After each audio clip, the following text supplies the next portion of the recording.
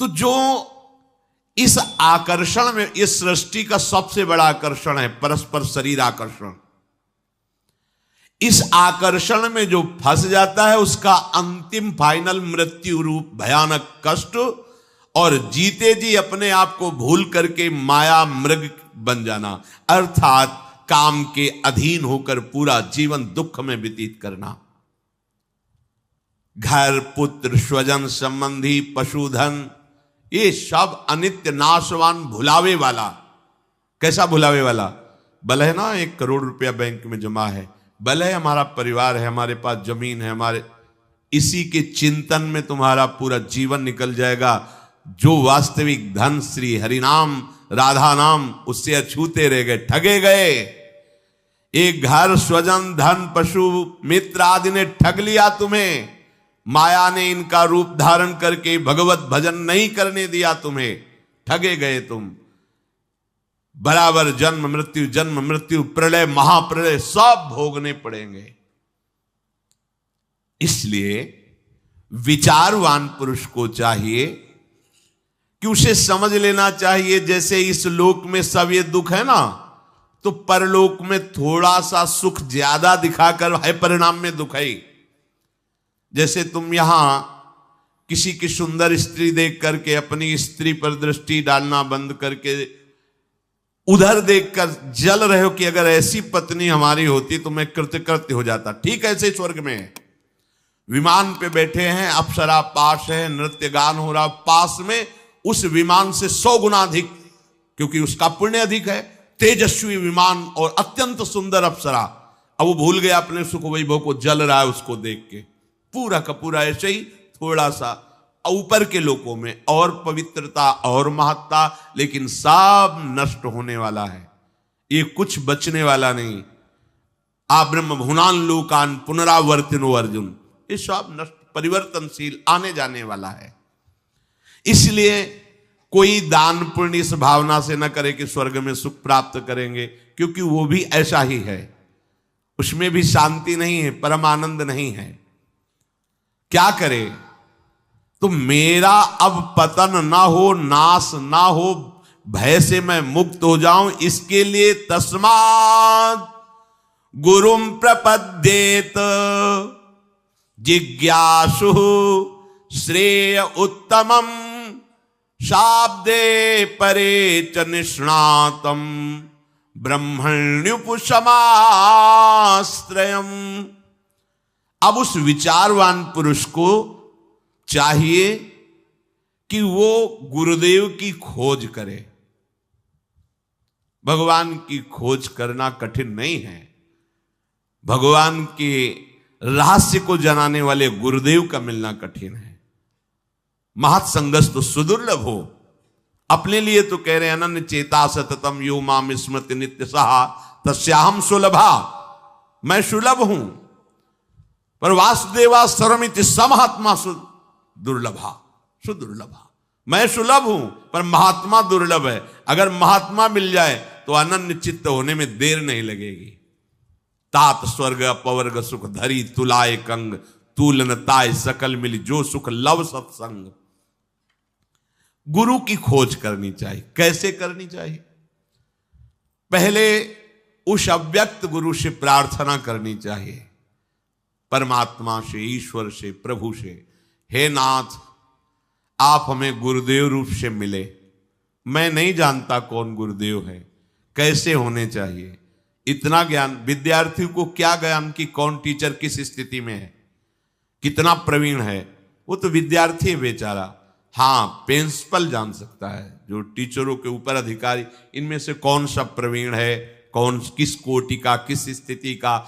ऐसे ही सब गुरुओं के परम गुरु जगत गुरु भगवान श्री कृष्ण हैं। सबसे पहले प्रभु से प्रार्थना करे कि गुरु के बिना ज्ञान नहीं, परम पद नहीं, मोक्ष नहीं, मोक्ष मूलम गुरु कृपा।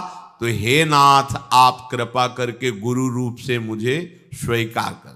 मैं आपका शरणागत हूं, आप गुरु रूप से आवे और मुझ शरणागत को स्वीकार करें। दीन बंधु मैं कहां खोजूं, या आप मुझे पहुंचा दीजिए या आप गुरु स्वरूप से आकर मुझे स्वीकार कर लीजिए।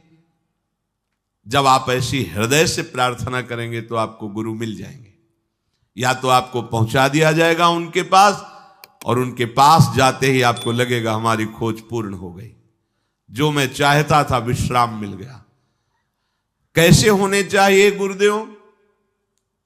शाब्दे परे च निष्णातम, शास्त्र ज्ञान से पूर्ण होना चाहिए, और ब्रह्मण्युप समाश्रयम, भगवत प्राप्त होना चाहिए, ब्रह्मबोध होना चाहिए। अगर ब्रह्मबोध है और शास्त्रों का जो ज्ञान है शाब्दिक वो नहीं, तो अपने शिष्य को समझा नहीं पाएंगे।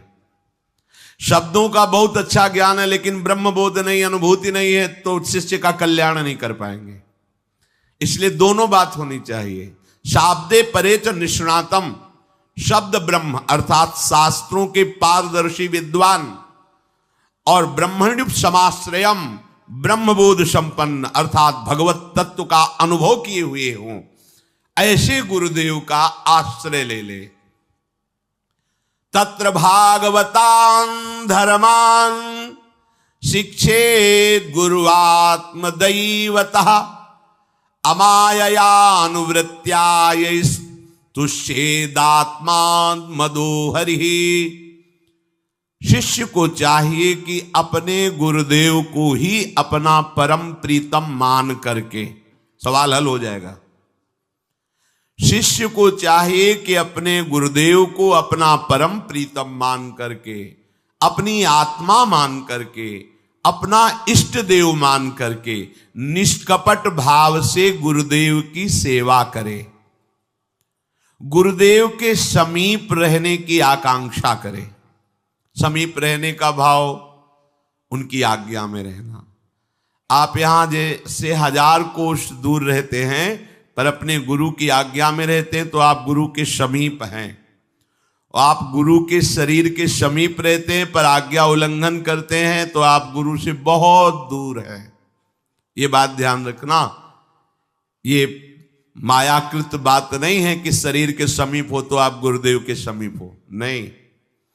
गुरुदेव की आज्ञा का पालन करते हो, बहुत दूर हो तो गुरुदेव के समीप हो, और गुरुदेव की आज्ञा का उल्लंघन करते हो तो शरीर के समीप रहते हुए भी आप बहुत दूर हैं गुरुदेव से।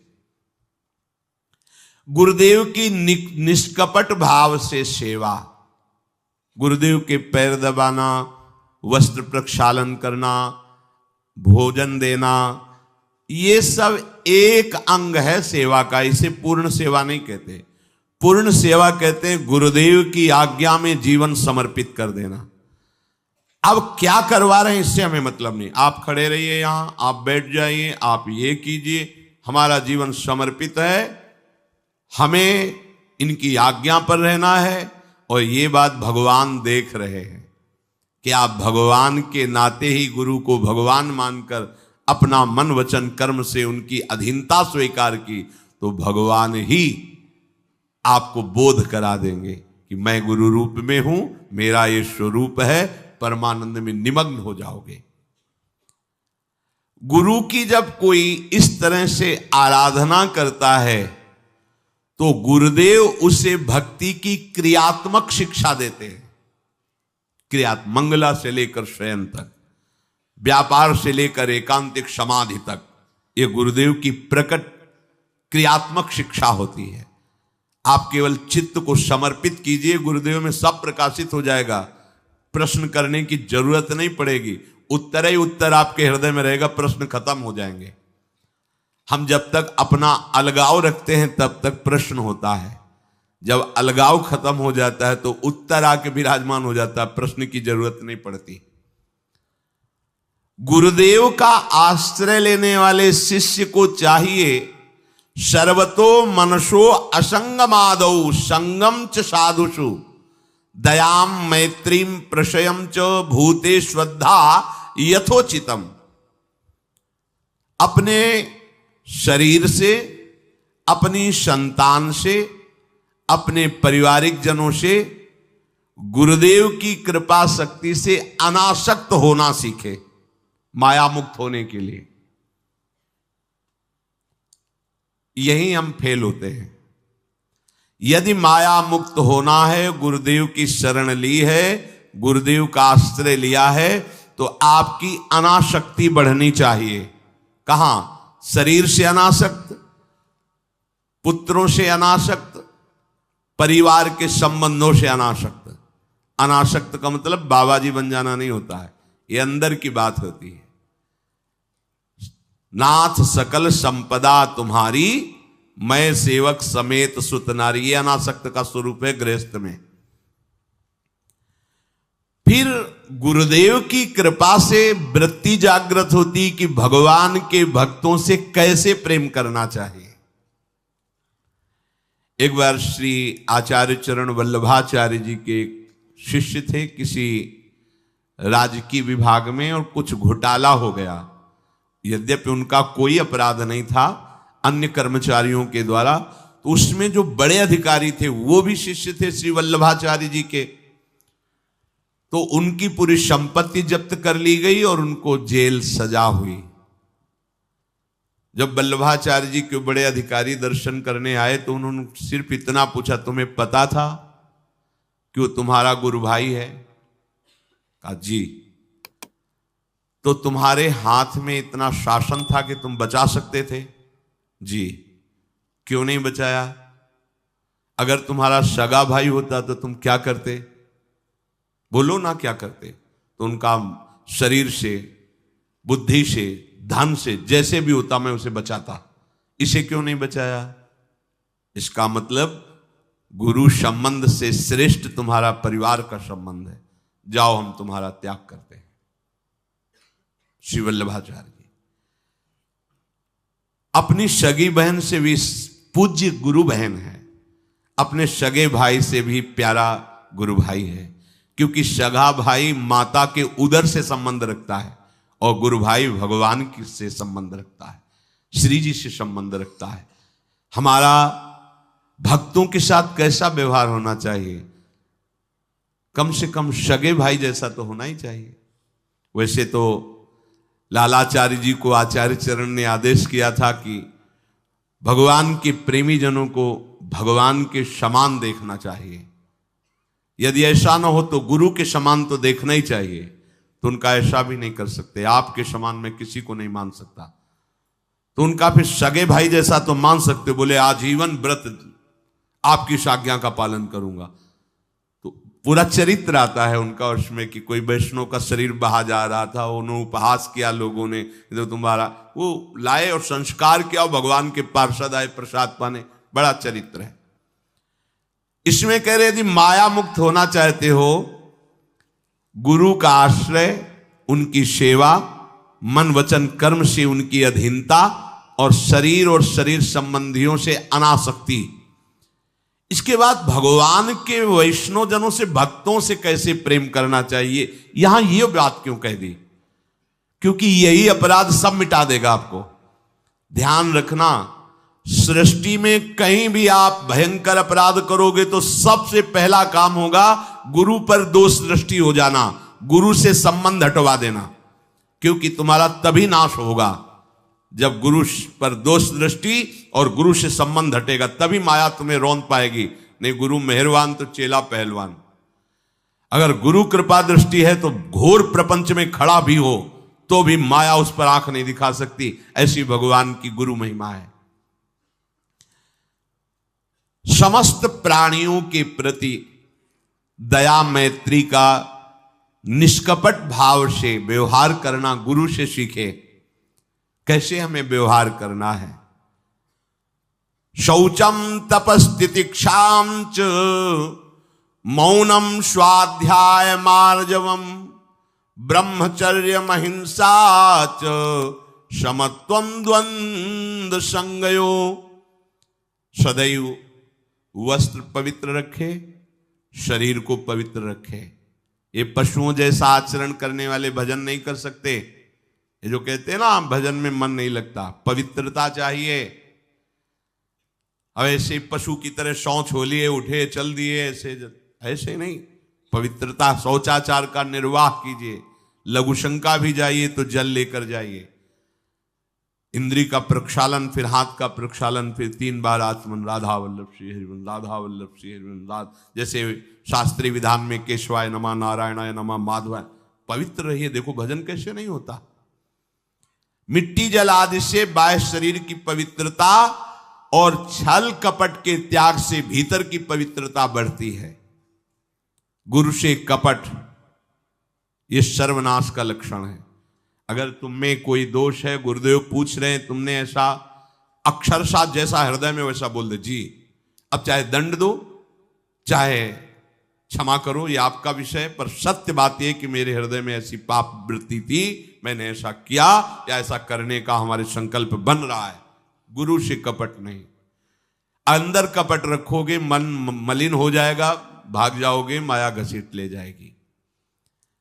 जो गुरुदेव ने उपासना दी है उसी का केवल अनुष्ठान। समय कहां आपके पास और के लिए? कहां समय है? प्रियाजू के सिवा हमारे पास समय कहां है?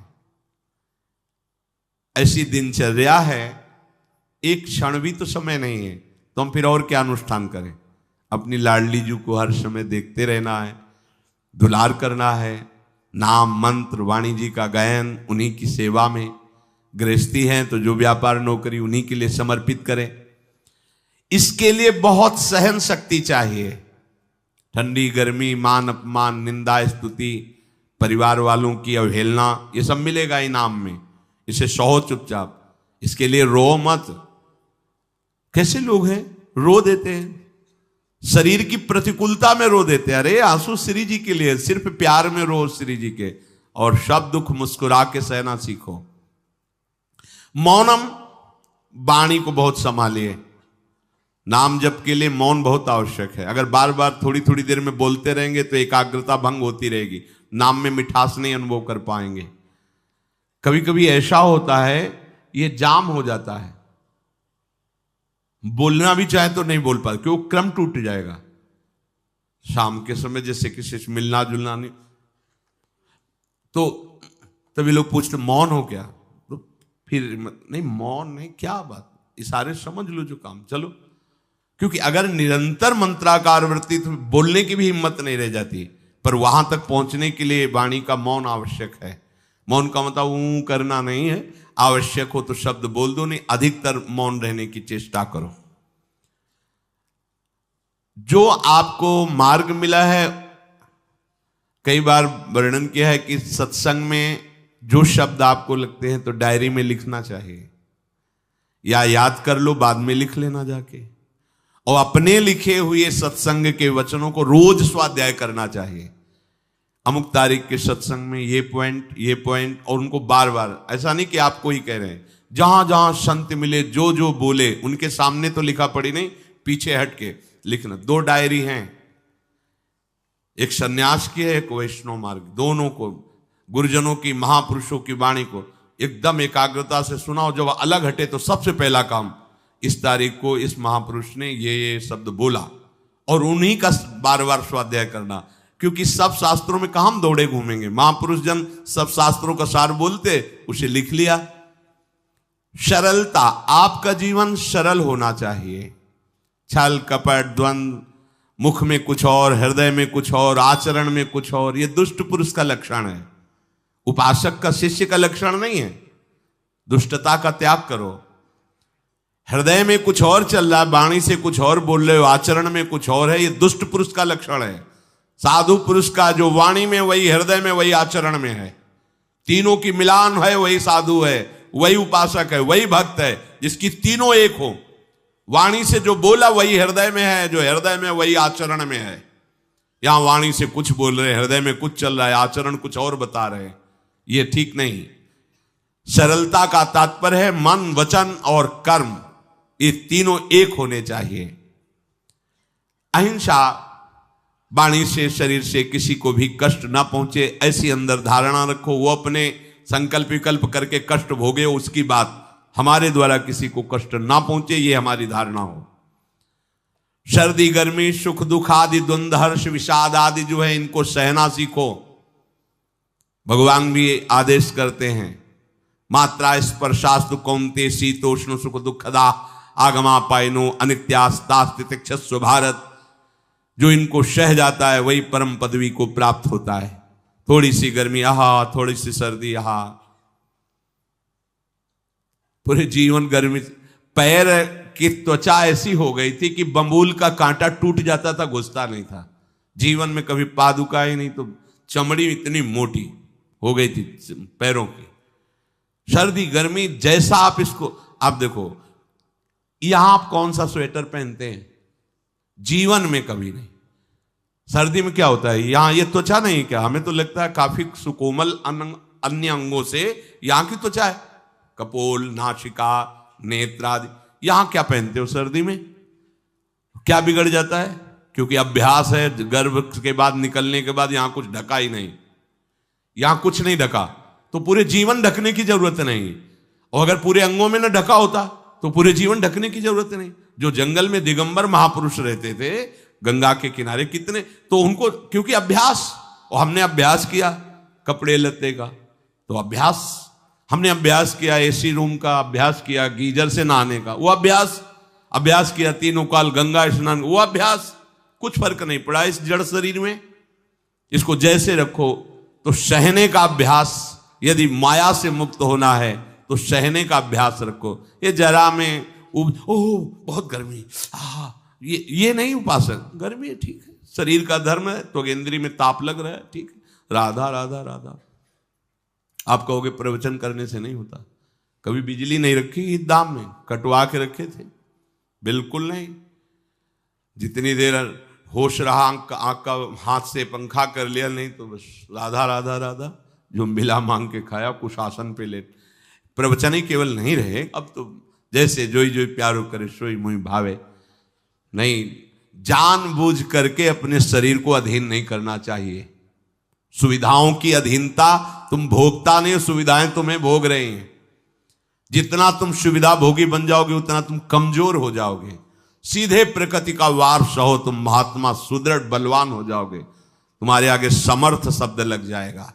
जो प्रकृति के और विकारों के वेगों को सीधे सहता है उसे महात्मा कहते हैं। समहात्मा सुदुर्लभा यम ही न व्यथयन्ते पुरुषम पुरुषर्षभ सुख दुख समा। जिसका सुख दुख समान भाव, किसी भी वेग की व्यथा से हृदय व्याकुल नहीं होता, वो भगवान को प्राप्त करने का अधिकार प्राप्त कर लेता है। इसलिए सहनशीलता। सर्वत्रात्मनेश्वरान वीक्षाम कैवल्य मनिकेतताम विवक्त चीर वसनम संतोषम एन केनचित। ये ध्यान रखो कि तुम कभी प्रभु से अलग नहीं हो। सर्वत्र भगवान हैं तो यहां भी हैं, सब समय में हैं तो इस समय में भी हैं, सब में हैं तो हम में भी हैं, सबके हैं तो हमारे भी हैं। हम कभी भी प्रभु से बिलग नहीं हूं।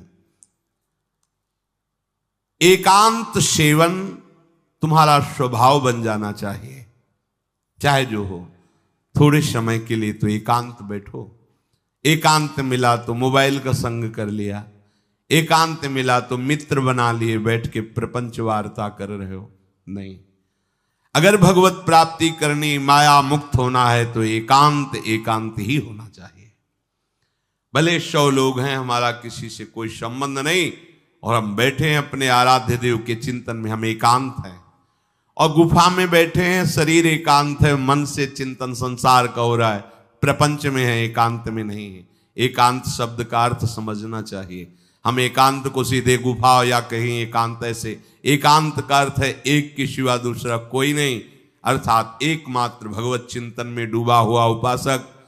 बाजार में बैठा हुआ भी एकांत है, सभा में बैठा हुआ एकांत है, और प्रपंच का चिंतन करने वाला बंद कमरे में भी प्रपंची है, गुफा में भी प्रपंची है।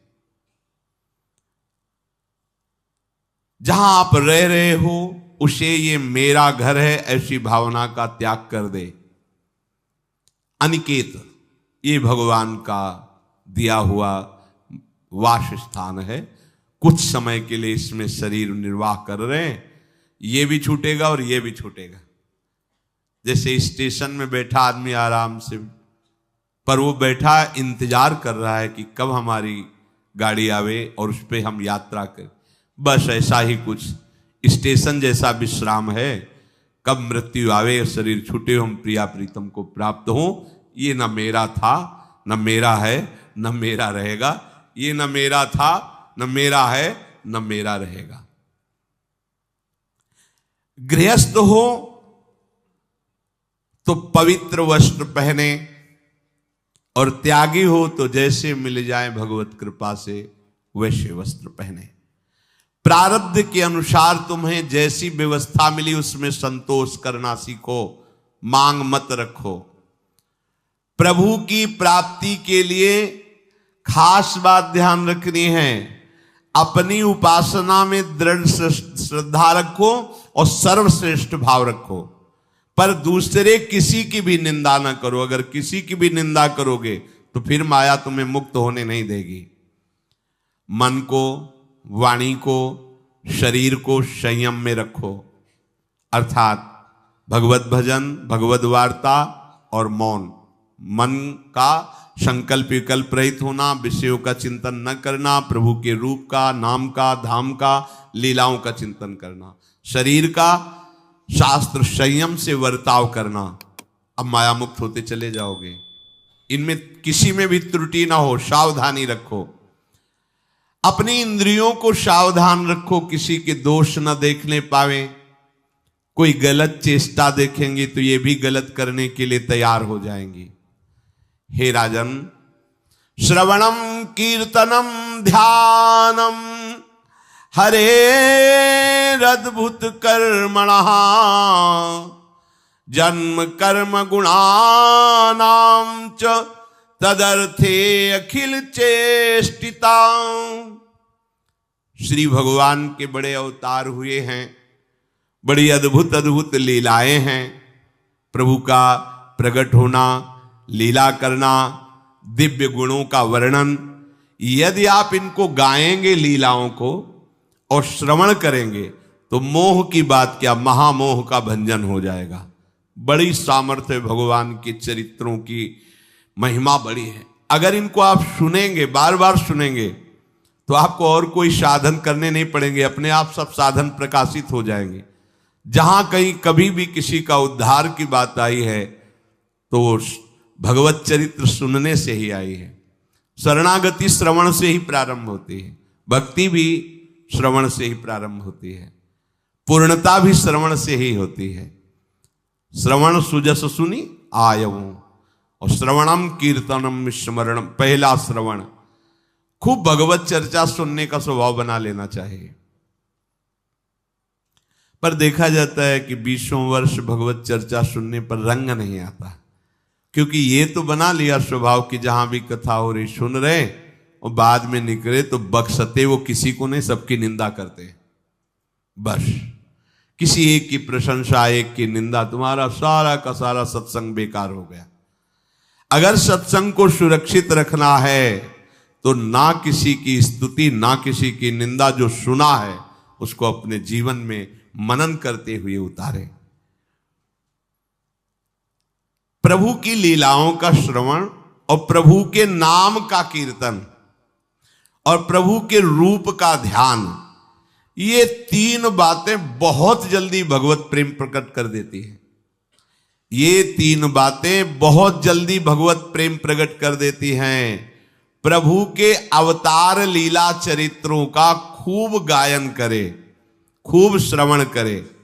भगवान की अवतार लीलाएं भी हैं और प्रभु की प्रेममय निकुंज लीलाएं भी हैं। तो अगर आपका निकुंज लीला में प्रवेश नहीं है तो प्रथम सुने भागवत, भक्त मुख भगवद वाणी।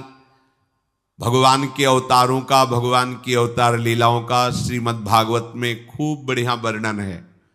पढ़ो, सुनो, क्या होगा इससे?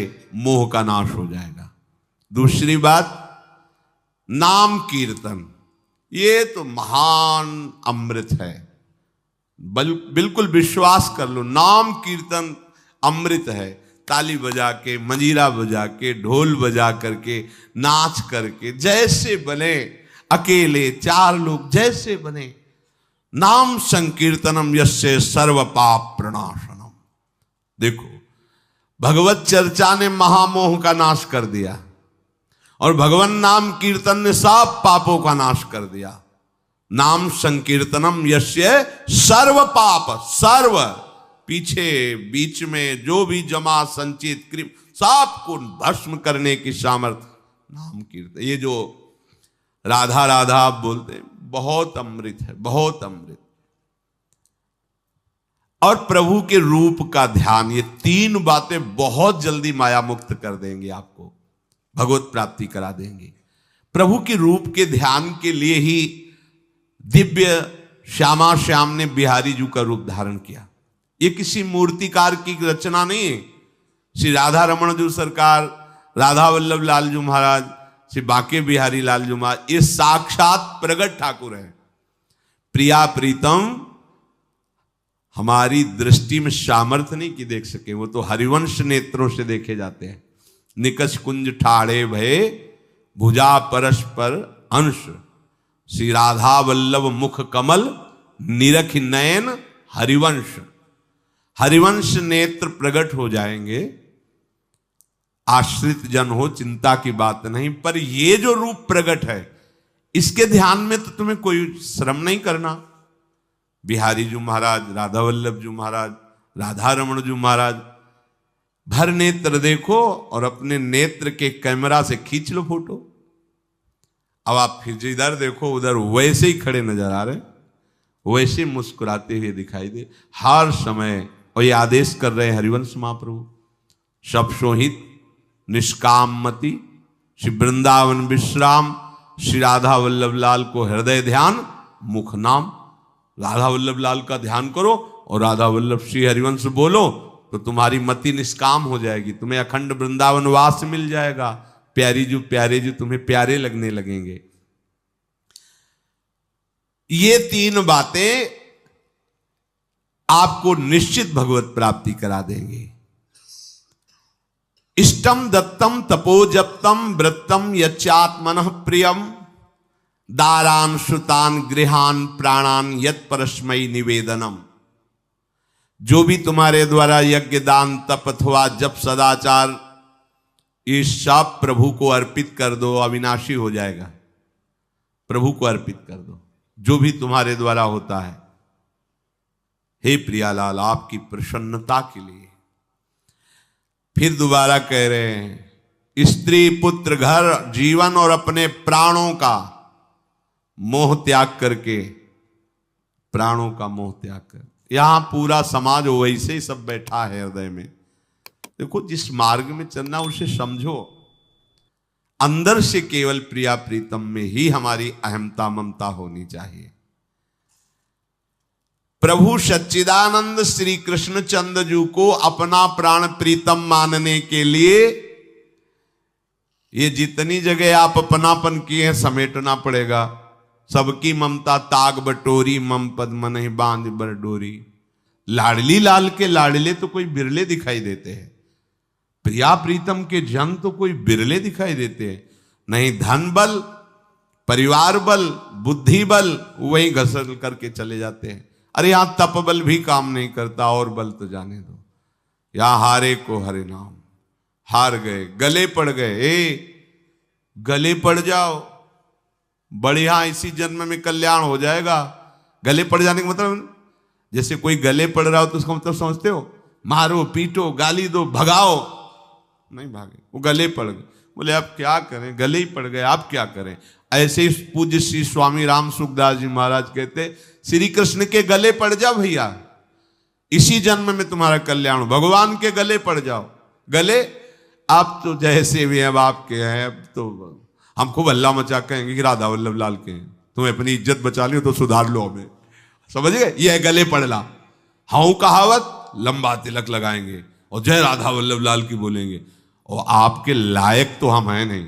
अब आपको अपने लायक बनाना कि आपका दास कैसा होता है, तो आपको बनाने के लिए कोई मशीन की जरूरत नहीं, आप ऐसे बना दोगे, बना देना। अब आपके गले पड़ गए, आप ही हमारी इज्जत हो, आप ही हमारे जीवन हो। अपनी इज्जत संभालनी हो तो हमें संभाल लेना। वो संभाल लेते हैं। वो मच्छर को ब्रह्मा बना देते हैं, घोर पापी को ब्रह्म ऋषि बना देते हैं। उनके लिए कोई दुर्लभ बात नहीं।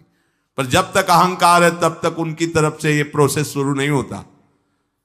जब हार गया और गले पड़ गए फिर वो बड़े बड़े महात्माओं के द्वारा भी बंदनी हो जाते हैं। यदि इसी जन्म में भगवत प्राप्ति करनी है तो ये काम तो आपको बड़ी जल्दी कर लेना है। जहां जहां हमारी ममता है उसे प्रभु के चरणों में लगानी ही पड़ेगी।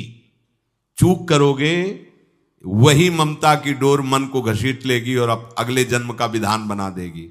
यदि आपको इसी जन्म में भगवत प्राप्ति करनी है तो सबकी ममता ताग बटोरी, मम पद मन ही बांध बर डोरी। एवं कृष्णात्मनाथेषु